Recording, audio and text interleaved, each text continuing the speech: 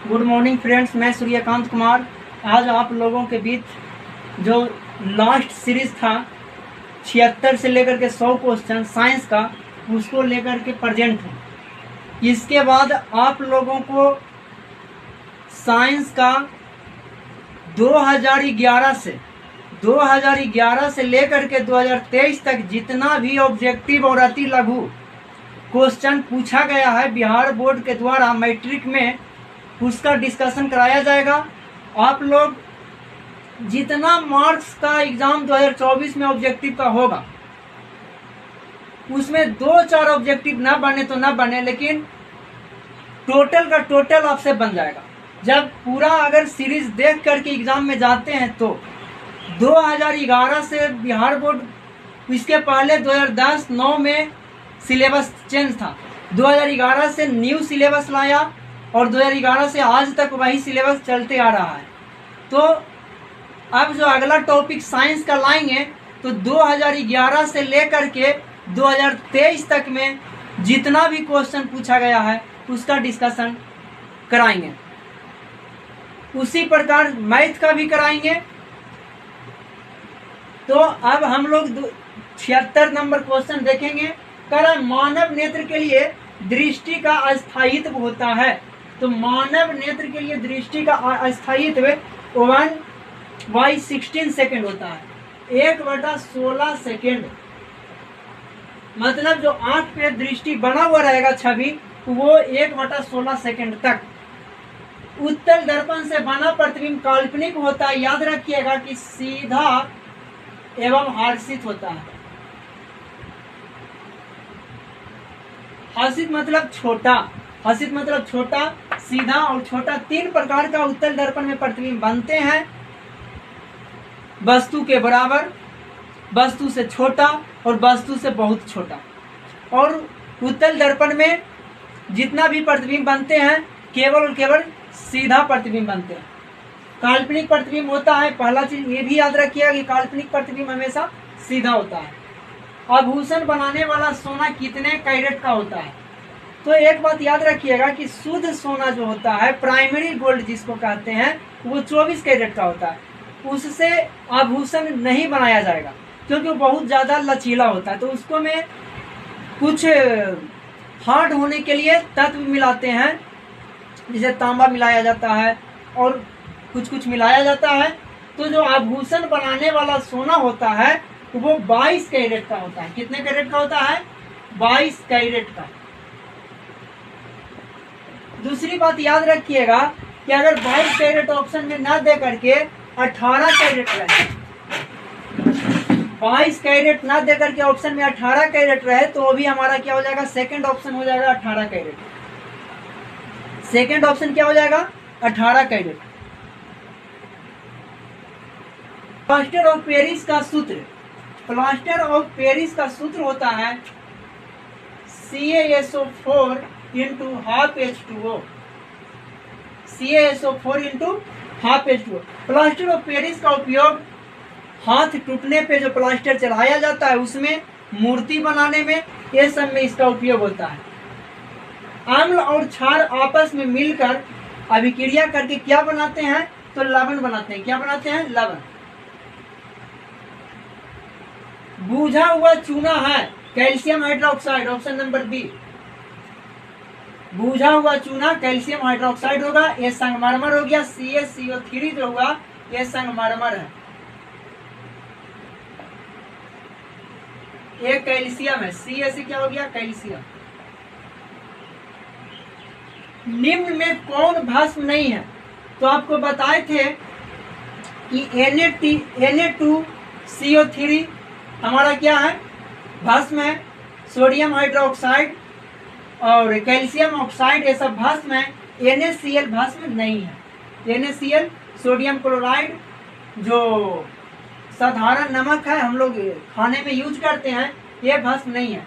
जस्ता का अयस्क जिंक ब्लेंड याद रखिएगा।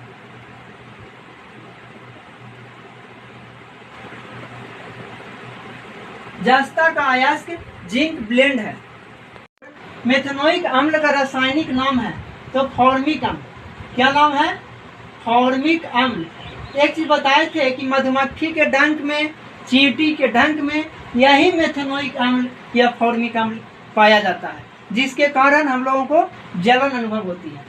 स्वपोषी पोषण के लिए आवश्यक है, तो इसके लिए क्लोरोफिल आवश्यक है, क्लोरोफिल आवश्यक है। इसके अलावा आपको CO2 H2O, CO2 H2O, Surya Prakash, ये सभी आवश्यक है। स्वपोषी पोषण जो खुद खाना बनाते हैं, जैसे पेड़ पौधे जो किसी पे आश्रित नहीं है, मतलब किसी जंतु पे आश्रित नहीं है, तो वो उनको स्वपोषी पोषण बोलते हैं। और स्वपोषी पोषण जो होता है पौधों में पाया जाता है। ये जो है इनको लिए मतलब स्वपोषी पोषण के लिए आवश्यक है क्लोरोफिल, कार्बन डाइऑक्साइड, जल और सूर्य का प्रकाश।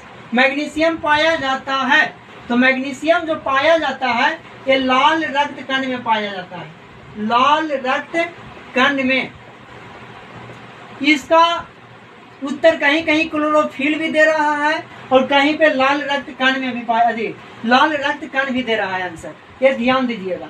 लेंस द्वारा उत्पन्न आवर्धन की एसआई का, एक बात याद रखिएगा, आवर्धन का कोई एसआई मात्रक नहीं होता है, ये मात्रक विहीन होती है ना, मात्रक विहीन।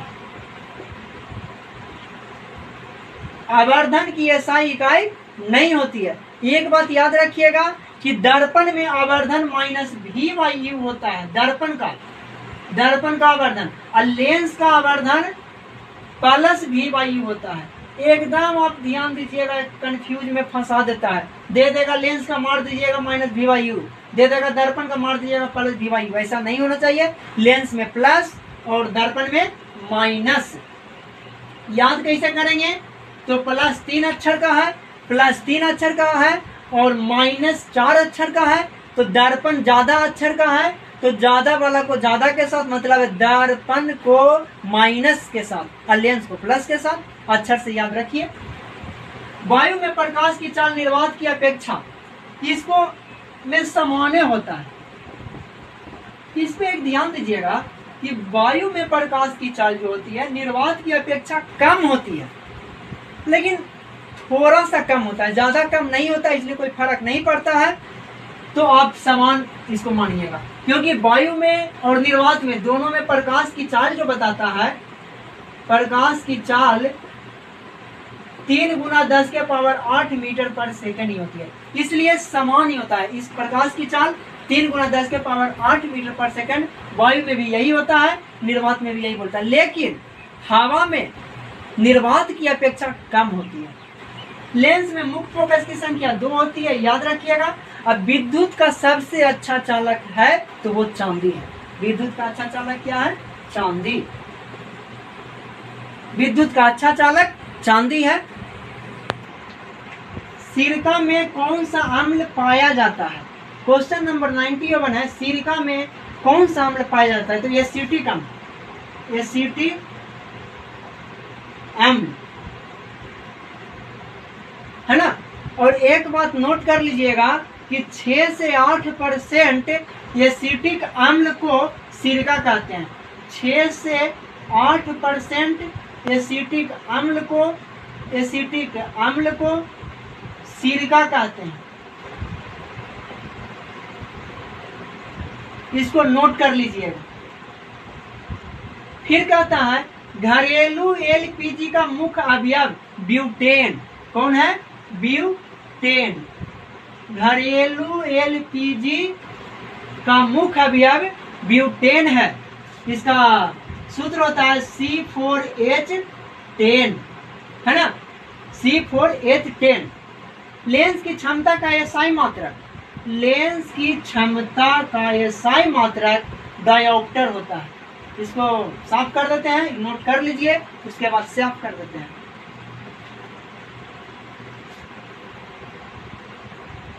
लेंस की क्षमता का एसआई मात्रक डायोप्टर होता है। डायोप्टर होता है।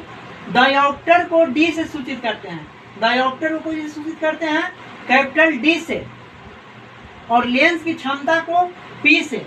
लेंस की क्षमता को P से सूचित करते हैं।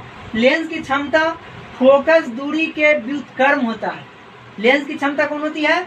तो फोकस दूरी के व्युत्क्रम। इसका मतलब लेंस की क्षमता P = 1/f, है ना। उसके बाद एक चीज और नोट कीजिएगा कि उत्तल लेंस की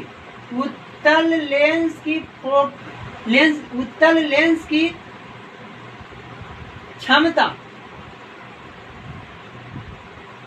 धनात्मक, जबकि अवतल लेंस की क्षमता ऋणात्मक होती है ना। उत्तल लेंस की क्षमता धनात्मक और जबकि अवतल लेंस की क्षमता ऋणात्मक होती है। पौधे में प्रकाश संश्लेषण का स्थान है क्लोरोप्लास्ट।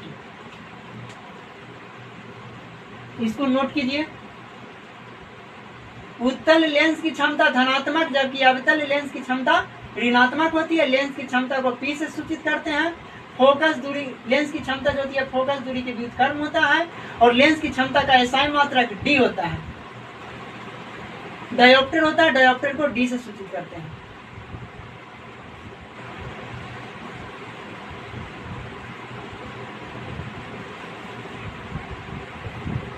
किस pH मान वाला अधिक अम्लीय होगा? याद रखिएगा, जिसका pH मान जितना कम होगा उसका अम्लीयता उतना ही अधिक होगा। जैसे ये तो बाई ऑप्शन रहेगा तब बनेगा। जैसे मान लिया 1 2 3 4, ए नंबर में ए दिया हुआ है, बी में ई दिया हुआ है, सी में ई है, डी में ई है, तो इसमें किसका pH मान अधिक रहेगा? अम्लीय होगा, तो एक वाला का, है ना। जितना pH मान कमते जाएगा अम्लीयता उसकी उतना ही बढ़ते जाएगी और जितना pH मान बढ़ते जाएगा, है ना, उसकी क्षारीयता उतना ही बढ़ते जाएगी। वायुमंडल में नाइट्रोजन की मात्रा होती है 78%। कितना होता है? 78%। वायुमंडल में नाइट्रोजन की मात्रा 78% होती है और यूरिया में नाइट्रोजन कितना परसेंट पाया जाता है? तो 46%। यूरिया में 46%। पौधे में प्रकाश संश्लेषण का स्थान है क्लोरोप्लास्ट। क्लोरोप्लास्ट, पौधे में प्रकाश संश्लेषण का स्थान क्लोरोप्लास्ट है। अमोनियम क्लोराइड का जलीय विलयन, अमोनियम क्लोराइड का जलीय विलयन जो होता है क्या होता है? अम्लीय। शरीर में भोजन का पचना किस प्रकार की अभिक्रिया है? अपघटन अभिक्रिया है। अपघटन या वियोजन भी बोलेंगे इसको, क्योंकि जटिल पदार्थों को छोटे छोटे टुकड़े में ला करके करके उसको पचाया जाता है, तो ये क्या हो जाएगा? वियोजन या अपघटन।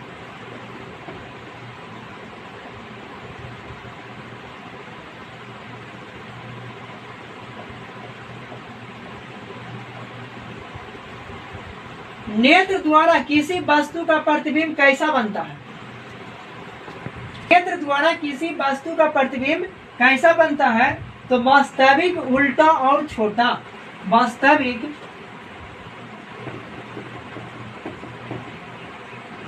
उल्टा और छोटा। वास्तविक, उल्टा और छोटा बनता है। को देख लेते हैं। बेकिंग सोडा का रासायनिक सूत्र NaHCO3 होता है। एक बात याद रखिएगा कि बेकिंग सोडा को, नोट में याद रखिएगा, बेकिंग सोडा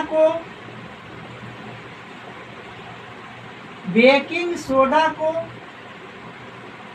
खाने वाला सोडा या सोडियम हाइड्रोजन कार्बोनेट भी कहते हैं, है ना। बेकिंग सोडा को NaHCO3 रासायनिक सूत्र हुआ। इसको खाने का सोडा भी कहते हैं, खाने का सोडा। और इसको सोडियम हाइड्रोजन कार्बोनेट भी कहते हैं। इसको सोडियम बाइकार्बोनेट भी बोला जाता है।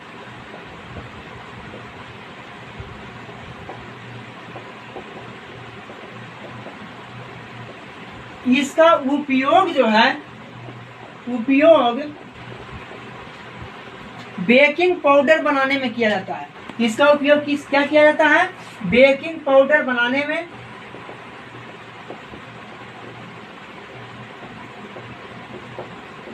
इसके अलावा इसका उपयोग पेट की अम्लीयता को दूर करने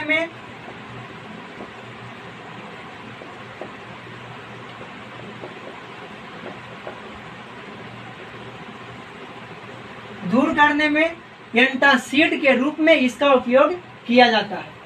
ये टोटल आप लोग नोट कर लीजिए। और आज के लिए इतना ही। हम लोगों का पार्ट 4 आज पूरा 100 क्वेश्चन के साथ कंप्लीट हुआ। और इसके बाद हम लोग फिर साइंस का क्वेश्चन लेकर के आएंगे, जो 2011 से लेकर के 2023 तक पूछा गया है। उसमें से फिर पर डे 25-25 सेट का डिस्कशन कराएंगे।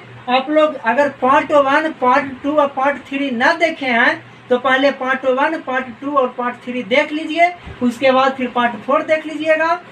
और आप लोग वीडियो को लाइक, सब्सक्राइब और शेयर करते रहें। आप लोग लाइक सब्सक्राइब करना ना भूलें। वीडियो को जितना हो सके लाइक, सब्सक्राइब और शेयर कीजिए। जय हिंद, बाय बाय।